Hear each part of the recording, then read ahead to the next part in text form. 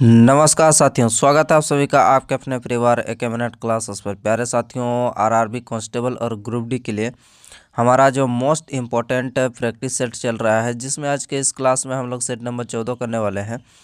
तो प्यारे साथियों, ये क्लास आपका आने वाले एग्जाम, जिस भी एग्जाम में जीके जीएस पूछे जाएंगे तो उनके लिए क्लास आपका काफ़ी हेल्पफुल साबित होने वाला है, जो कि आपका कहीं ना कहीं इस प्रकार से क्वेश्चन आपको देखने को मिलेगा ही मिलेगा। और प्रत्येक क्वेश्चन का जो है हम लोग डिटेल में एनालिसिस भी करने वाले हैं, तो ये आपके लिए और ज़्यादा हेल्पफुल यानी कि बेनिफिट साबित होने वाला है। ठीक है, तो प्यारे साथियों, क्लास में अंत तक बने रहिए और यदि आप हमारे चैनल पर नए हैं तो चैनल को सब्सक्राइब जरूर करें साथियों। तो आइए शुरू करते हैं। पहला क्वेश्चन क्या है साथियों, आइए देखते हैं। निम्नलिखित में से कौन आपका काकोरी षड्यंत्र में शामिल नहीं था, ये आपको बताना है। तो इनमें से हमारा कौन जो है आपका काकोरी षड्यंत्र से शामिल नहीं था, तो इसका सही उत्तर क्या आ जाएगा साथियों, तो इसका सही उत्तर हो जाएगा हमारा ऑप्शन नंबर 2, खुदीराम बोस आपका शामिल नहीं था। किसमें? आपका काकोरी षड्यंत्र में खुदीराम बोस शामिल नहीं था। बाकी जितने भी यहाँ पर देख रहे हैं, सचिंद्र बख्शी, उसके बाद अशफाकुल्ला खान और राजेंद्र लाहिड़ी, ये तीनों जो है काकोरी षड्यंत्र से संबंधित थे, खुदीराम बोस को छोड़कर। चलिए आगे इसके बारे में डिटेल देख लेते हैं। तो इस प्रकार से आप देख सकते हैं, काकोरी षड्यंत्र जो है ये आपका कब हुआ था, तो ये आपका 1925 को काकोरी षड्यंत्र, एक ट्रेन डकैती जो कि 9 अगस्त 1925 को हुई थी, ये भी आपको ध्यान रखना है। आइए आगे कुछ इंपॉर्टेंट यहाँ पर देख सकते हैं। जैसे स्थान काकोरी जो है लखनऊ उत्तर प्रदेश के लगभग आपको 16 किलोमीटर की दूरी पर ये स्थित है। यह डकैती हिंदुस्तान रिपब्लिकन एसोसिएशन के सदस्यों ने की थी, ये भी आपको ध्यान रखना है। अब इस लूट में क्रांतिकारियों ने ट्रेन को रोक दिया और गार्ड केबिन से 8,000 रुपये लूट लिए। और काकोरी षड्यंत्र के परिणाम क्या हुआ, तो परिणाम तो आप देख सकते हैं कि ये चारों को जो है क्या कर दिया, आपका मृत्युदंड दिया गया, ये भी आपको ध्यान रखना है। चलिए, पोर्ट ब्लेयर अंडमान निकोबार द्वीप में सेलुलर जेल के आजीवन कारावास किसको दिया गया, तो ये सचिंद्र बख्शी और सचिंद्र नाथ सनियाल। आइए आगे चलते हैं साथियों। अगला क्वेश्चन हमारा क्या है, ये देख लेते हैं। तो अगला क्वेश्चन हमारा पूछा जा रहा है कि निम्नलिखित में से कौन सी नदी रकास झील से निकलती है। तो कौन सी नदी साथियों आपका रकास झील से निकलती है, तो हमारा ऑप्शन नंबर 4 हो जाएगा, जो कि सतलज नदी आपका सही उत्तर हो जाएगा। जो रकास झील से निकलती है आपका सतलज नदी। ये आप देख सकते हैं, इसके बारे में डिटेल यहाँ पर दिया हुआ है। क्या बोला जा रहा है साथियों, ये सतलज रकास झील से निकलती है और सतलज नदी का उद्गम स्थल जो है ये कैलाश पर्वत श्रृंखला के आसपास जो है तिब्बत में रकास झील के पास ये स्थित है। आगे ये जो है आपका सतलज नदी का पानी पाकिस्तान और भारत के बीच सिंधु जल संधि के अनुसार भारत को क्या करता है, वितरित किया जाता है, ये भी आपको ध्यान रखना है। और इस पर जो बांध है ये प्रमुख है साथियों, कोल बांध, भगड़ा नगल बांध, और उसके बाद बसपा जल विद्युत परियोजना, नाफ्था जकड़ी परियोजना जैसी कुछ प्रमुख जो है यहाँ पर जल विद्युत और सिंचाई परियोजना यहाँ पर स्थित है। तो ये आपको इम्पोर्टेंट स्लाइड है साथियों, इसको आपको ध्यान रखना है। आइए अब ब्यास और झेलम और चिनाब पर भी हम लोग एक नज़र देख लेते हैं। जो ब्यास नदी है पश्चिम हिमालय के रोहतांग दर्रे के पास से यह बढ़ जाती है, और झेलम नदी जो है आपका पश्चिम जम्मू कश्मीर में बेमाग पर एक गहरी बसंत से क्या होती है, वो उद्गम होती है। उसके बाद अगला है हमारा चेनाब। तो चेनाब दो धाराओं जैसे अर्थात चंद्र और भागा के संगम के माध्यम से पैदा होती है, और इस पर जो है आपका चंद्रताल झील के पास ये स्थित घाटी से ग्लेशियर से और बरलाचा दर्रे से आपको सूरज ताल से भागा नदी से निकलती है, ये भी आपको ध्यान रखना है। कौन? चेनाब नदी। आइए अब आगे चलते हैं साथियों। अगला क्वेश्चन हमारा क्या है, ये देख लेते हैं। निम्नलिखित में से किस दाब पेटी को अश्व अक्षांश के रूप में जाना जाता है, तो किसको जो है अश्व अक्षांश के रूप में जाना जाता है साथियों, तो ये हो जाएगा हमारा उपोष्ण कटिबंधीय उच्च दाब हो जाएगा सही उत्तर, जो कि ऑप्शन नंबर हमारा 3 में दिया हुआ है। जो दाब को अश्व क्या है, अश्व अक्षांश के रूप में जाना जाता है। दाब पेटी को अश्व अक्षांश के रूप में जाना जाता है। तो उपोष्ण कटिबंधीय उच्च दाब हो जाएगा सही उत्तर, जो कि ऑप्शन नंबर 3 में दिया हुआ। आइए अब इसके बारे में यहाँ पर डिटेल देख लेते हैं साथियों। ये हमने देख लिया यहाँ पर क्या होता है, उपोष्ण उच्च दाब को अश्व अक्षांश के रूप में जाना जाता है। इन अक्षांशों को संत हवाओं और कम वर्षा की विशेषता होती है। ये आपका इंपॉर्टेंट है साथियों, ठीक है। आगे देख लेते हैं। उसके बाद यहाँ पर आगे देख लेते हैं। हाँ, यहाँ पर अगला है हमारा कि अश्व अक्षांश जो है व्यापारिक हवाओं और पछुआ हवाओं के बीच उत्तरी और दक्षिणी दोनों गोलार्ध में संत हवा और समुद्र की एक पीटी द्रोणी है। ये आपका इम्पोर्टेंट है, इसको भी एक नज़र में आपको ध्यान रखना है।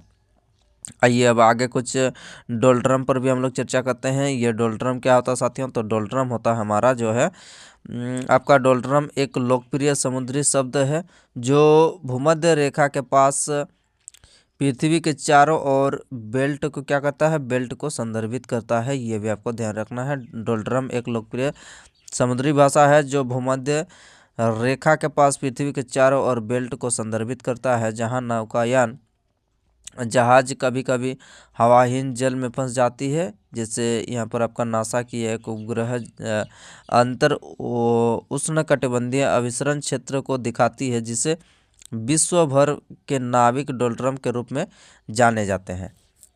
आइए अब आगे ध्रुवीय ऊंचाई यहाँ पर उत्तर और दक्षिण ध्रुवों पर आपका कितना है, तो 700 से 900। उत्तरी और दक्षिण के मध्य तापमान हमेशा बेहद कम रहता है।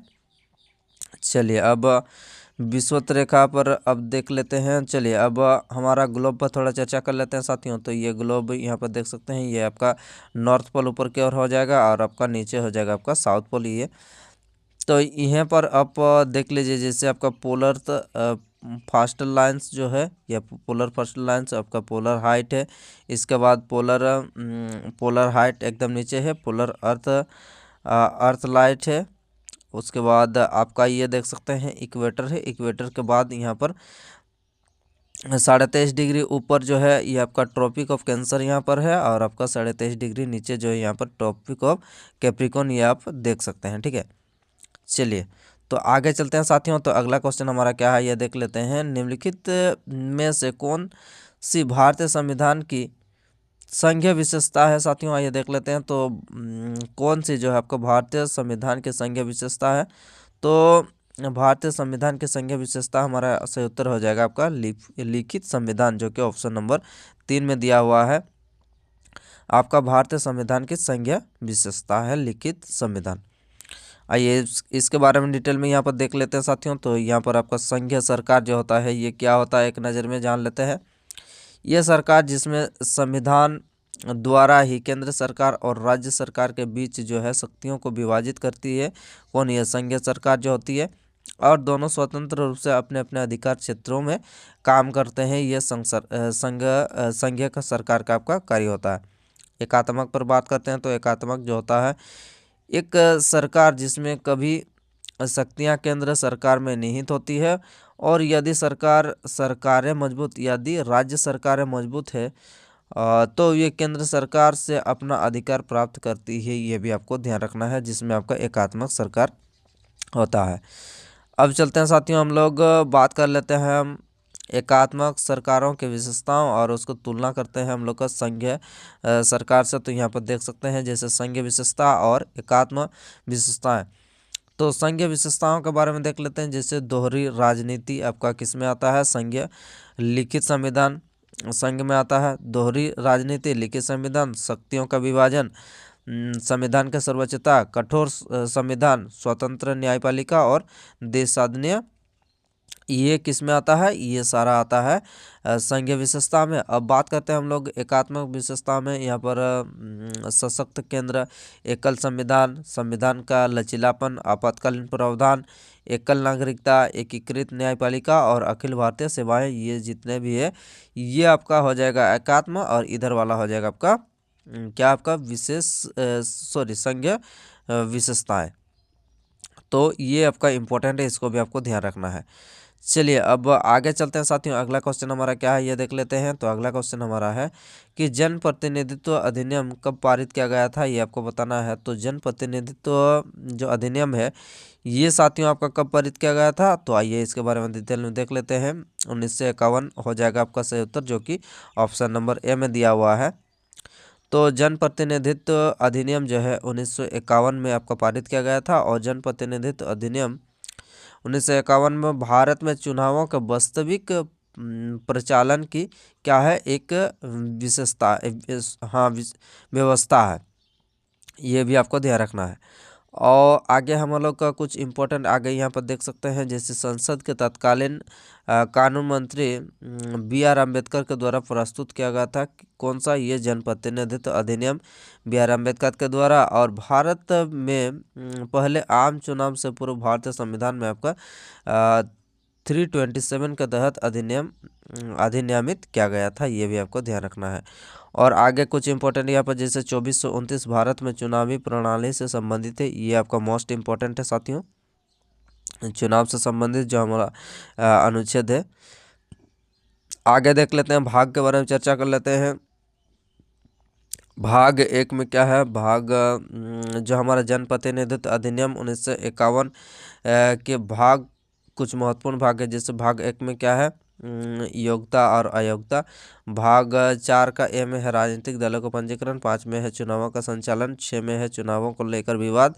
और आपका 9 में है उपचुनाव के बारे में जिक्र किया हुआ। चलिए आगे बढ़ते हैं साथियों। तो अगला क्वेश्चन हमारा क्या है ये देख लेते हैं। तो अगला क्वेश्चन हमारा है कि भारतीय संविधान के अनुसार एक उच्च क्या है, एक उच्च न्यायालय के न्यायाधीश को अन्य उच्च न्यायालय में स्थानांतरित करने के लिए अधिकृत कौन होता है, ये आपको बताना है। कि एक जो भारतीय संविधान का उच्च न्यायालय का न्यायाधीश जो होता है उसको एक अन्य न्यायालय में स्थानांतरित करने के लिए किसके पास अधिकार होता है, तो इसका सही उत्तर हो जाएगा भारत का राष्ट्रपति हो जाएगा सही उत्तर, जो कि ऑप्शन नंबर 3 में दिया हुआ साथियों। तो आइए इसके बारे में डिटेल में देख लेते हैं।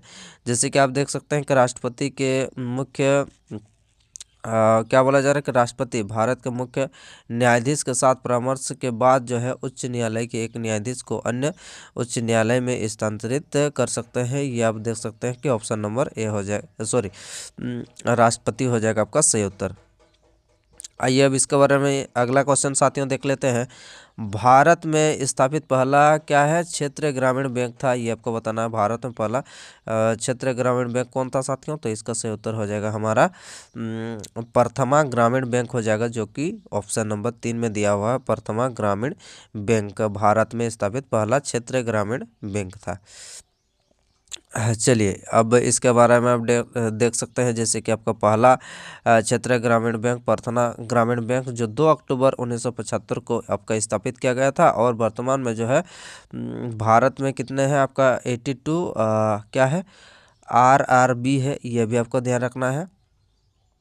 चलिए अब क्योंकि लगभग 70% जो है आपका भारतीय आबादी ग्रामीण और या कुछ इम्पोर्टेंट है। चलिए आगे देख लेते हैं साथियों। तो अगला क्वेश्चन हमारा है कि निम्नलिखित में से कौन एक हिंज जोड़ यानी कि कब्ज संधि का उदाहरण साथियों, तो आपको बताना है कि कौन सा जो है आपका हिंज जोड़ यानी कि कब्जा संधि का क्या है एग्जाम्पल है। तो इसका सही उत्तर हो जाएगा घुटने के जोड़ों के बीच। क्या हो जाएगा, घुटने के जोड़ों के बीच जो है ये एक हिंज जोड़ यानी कि कब्ज संधि का एग्जाम्पल है, ये भी आपको ध्यान रखना है।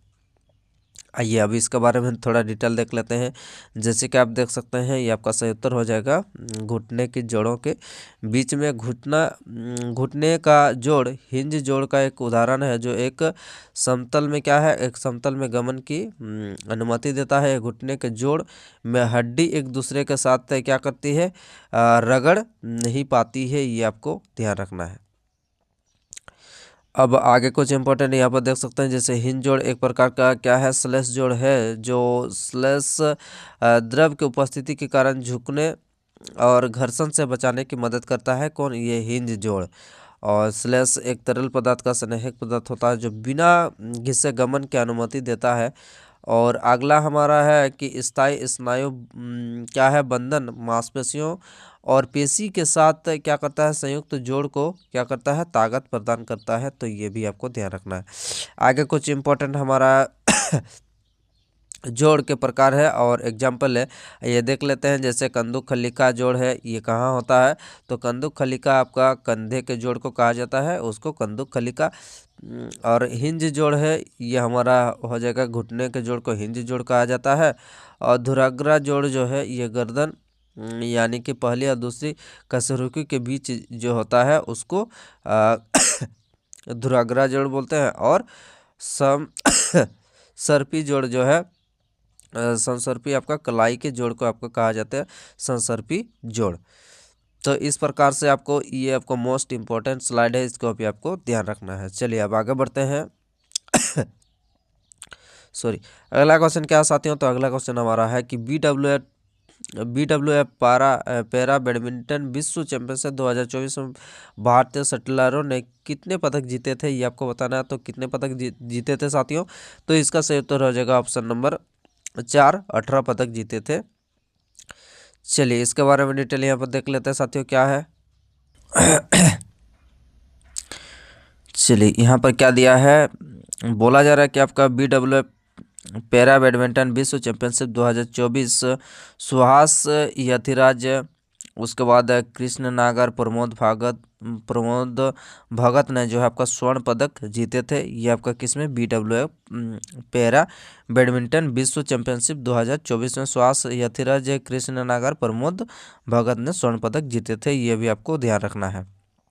और यहाँ पर आपका भारत सेटलर में BWF पैरा बैडमिंटन विश्व चैंपियनशिप 2024 में 3 स्वर्ण, 4 रजत और 11 कांस्य के साथ जो है टोटल 18 पदक जीते थे। और आपका थाईलैंड के पटाई में संपन्न हुआ था, ये भी आपको ध्यान रखना है। जो आपका BWF जो है ये आपका थाईलैंड में आयोजित हुआ था। और सभी विजेताओं की सूची आपको इस प्रकार से जो है, आगे भी हमारा कुछ इंपॉर्टेंट था, लेकिन हमारा जो भी इम्पोर्टेंट है उसको हमने सिर्फ कवर किया है। जैसे सुहास यथिराज स्वर्ण पदक विजेता है, आपका कृष्ण नागर स्वर्ण पदक विजेता, और प्रमोद भगत ये स्वर्ण पदक विजेता है।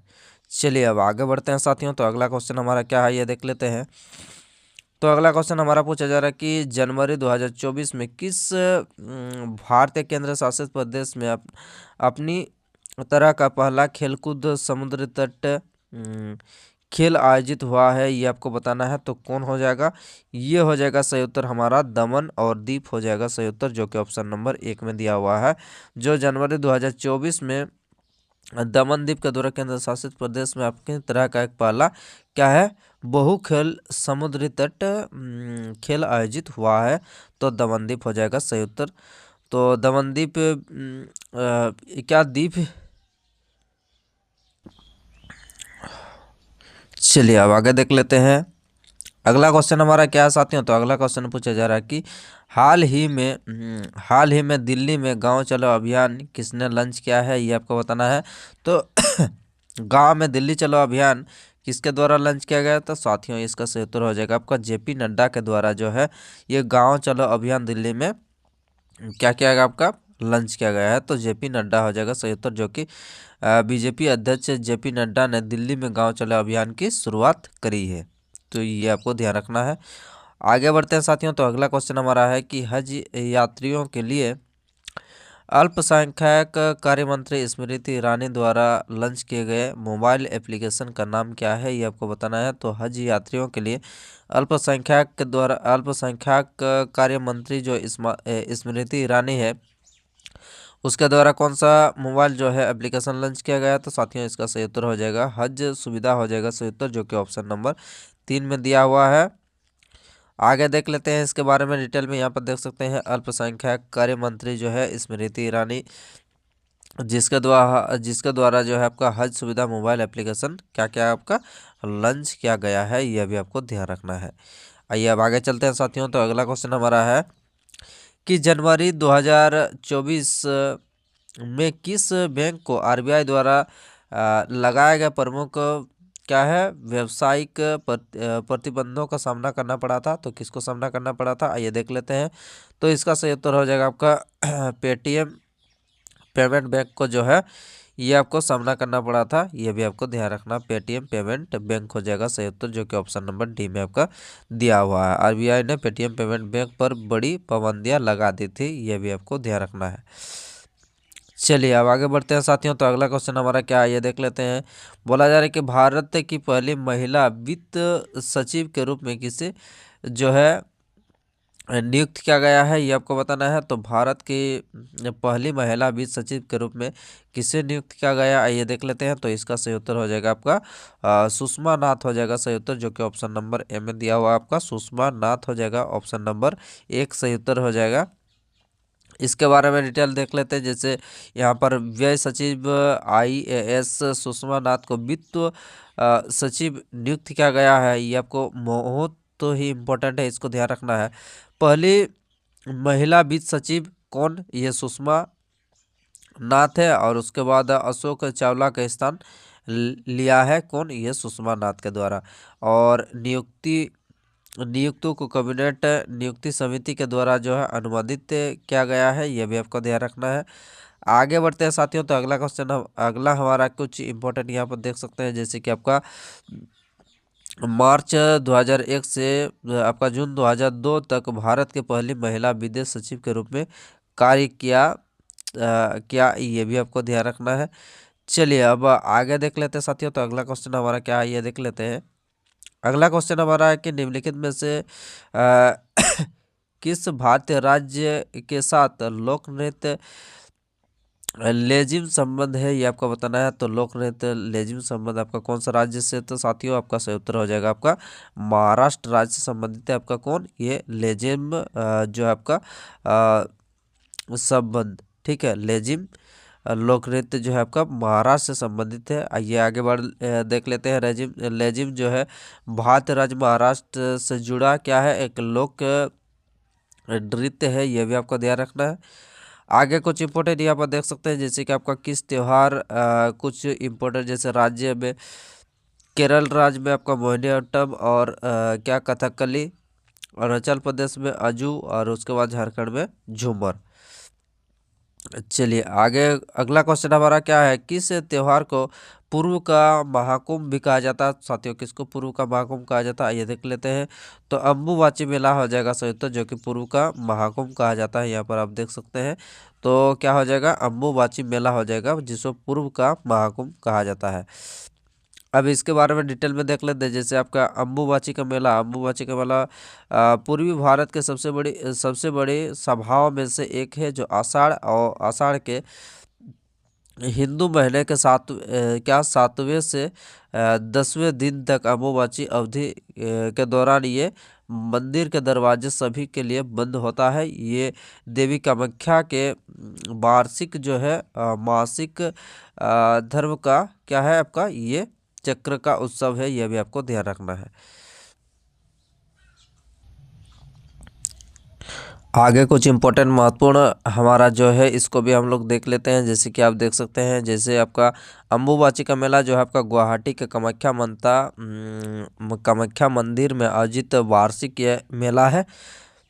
और अगला कुछ जैसे फाइनेंशियल हिल के शीर्ष पर स्थित है, असम में सबसे प्रसिद्ध पर्यटन स्थलों में से आपका एक माना जाता है कौन, कामाख्या माता मंदिर की देवी शक्ति जो आपका 52 शक्तिपीठों में से एक माना जाता है, किसको, ये कामाख्या माता मंदिर को।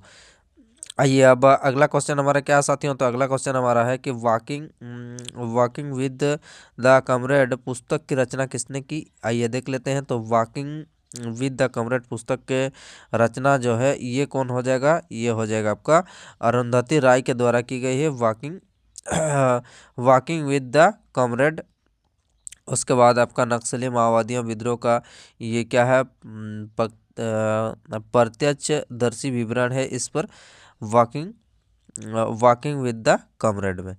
चलिए अब ये आप देख सकते हैं। जैसे कि मैन बुकर पुरस्कार से सम्मानित कब किया गया था, तो मैन बुकर पुरस्कार से सम्मानित किया गया था आपका 1997 को। आइए अब आगे देख लेते हैं। जैसे कि आप विक्रम सेठ एक कवि उपन्यास जो गोल्डन गेट विक्रम सेठ के द्वारा ए सूटेबल बॉय ये आपका प्रमुख जो है उपन्यास है विक्रम सेठ का। और किरण देसाई के बारे में देख लेते हैं, जैसे आपका प्रसिद्ध द इनहेरिटेंस ऑफ लॉस किसके द्वारा, ये किरण देसाई के द्वारा जो आपका प्रसिद्ध उपन्यास है। और झुम्मा लाहिड़ी जो है अमेरिकन लेखिका है, और इसके बारे में देख लेते हैं, जिससे आपका उपन्यास अप्रवासी और भारतीय अमेरिकियों के बीच ये जीवन पर आधारित है, ये भी आपको ध्यान रखना है। आगे बढ़ते हैं साथियों, तो अगला क्वेश्चन हमारा क्या है, कुब्बल उल इस्लाम मस्जिद और मीनार दशक के दौरान बनाई गई थी, ये आपको बताना है। तो कुब्बल उल मस्जिद और मीनार डेस्क के दशक में बनाई गई थी। तो इसका सही उत्तर क्या हो जाएगा साथियों, इसका सही उत्तर हो जाएगा आपका 12वीं शताब्दी में जो है ये बनाया गया था। कौन, ये कुब्बल उल इस्लाम मस्जिद दिल्ली में आपका जो कुतुब मीनार परिसर में स्थित है। चलिए आगे यहाँ पर देख सकते हैं, जैसे कुतुबुद्दीन ऐबक गुलाम वंश का क्या थे, ये संस्थापक थे कुतुबुद्दीन ऐबक। उसके बाद लाहौर की राजधानी और बाद में जो है दिल्ली को स्थानांतरित किया गया है, लाख बख्श के रूप में भी जाना जाता है। और ख्वाजा कुतुबुद्दीन बख्तियार काकी की याद कुतुबुद्दीन मीनार का आपका निर्माण किया गया है, जो केवल पहली मस्जिद ही पूरी कर सका है। अब आगे बढ़ते हैं साथियों, तो अगला क्वेश्चन हमारा क्या है ये देख लेते हैं। तो अगला क्वेश्चन हमारा है कि चेतियागिरी विहार सांची में मनाया जाने वाला एक त्यौहार है, ये आपका कौन सा किसके द्वारा मनाया जाता है, तो चेतियागिरी जो हो जाएगा आपका सही उत्तर। बौद्ध धर्म से संबंधित ये चेतियागिरी त्यौहार है, जो कि ऑप्शन नंबर 4 हो जाएगा सही उत्तर। आगे यहाँ पर देख सकते हैं, मध्य प्रदेश के रायसेन जिले में सांची के निवासी हर नवंबर में चेतियागिरी बिहार महोत्सव मनाते हैं। आइए कुछ महत्वपूर्ण यहाँ पर उत्सव है, इसको भी एक बार देख लीजिएगा, ठीक है। आगे बढ़ते हैं इस प्रकार से। अगला क्वेश्चन हमारा क्या है, पूछा जा रहा है कि निम्नलिखित में से कौन पंडित रविशंकर के गुरु थे, ये आपको बताना। तो पंडित रविशंकर के गुरु कौन थे साथियों, तो पंडित रविशंकर के गुरु जो हो जाएगा आपका सही उत्तर अलाउद्दीन खान हो जाएगा आपका सही उत्तर, जो कि ऑप्शन नंबर क्या है, ऑप्शन नंबर 4 हो जाएगा सही उत्तर। अलाउद्दीन खान किसके गुरु थे, ये आपको बताना है। तो किसके गुरु थे साथियों, तो शंकर के गुरु थे। कौन शंकर, ये हो जाएगा आपका पंडित, हाँ पंडित रविशंकर कौन थे आपका, ये हो जाएगा पंडित रविशंकर के गुरु थे अलाउद्दीन खान। आइए इसके बारे में थोड़ा डिटेल देख लेते हैं। जैसे अलाउद्दीन खान भारतीय शास्त्रीय संगीत के मैहर घराने की पूरी तरह से बदल दिया ये, और बाबा अलाउद्दीन खान के नाम से भी जाना जाता है, ये भी आपको ध्यान रखना है। और आगे कुछ इंपॉर्टेंट, जैसे वह क्या सरोद वादक थे, ये भी आपको ध्यान रखना है, जो पंडित रविशंकर के गुरु थे। तो प्यारे साथियों, इस प्रकार से जो है हमारा आज का क्लास यहीं पर समाप्त होता है। क्लास कैसा लगा कमेंट बॉक्स में ज़रूर बताइए, और सेशन पसंद आया तो एक लाइक ज़रूर करिए साथियों। तो और अपने साथियों को शेयर भी करिए क्लास को, और आपने अगर चैनल को नहीं सब्सक्राइब किया तो चैनल को जाकर सब्सक्राइब जरूर करें। तो चलिए फिर अगले हम लोग नेक्स्ट क्लास में मिलते हैं साथियों, धन्यवाद।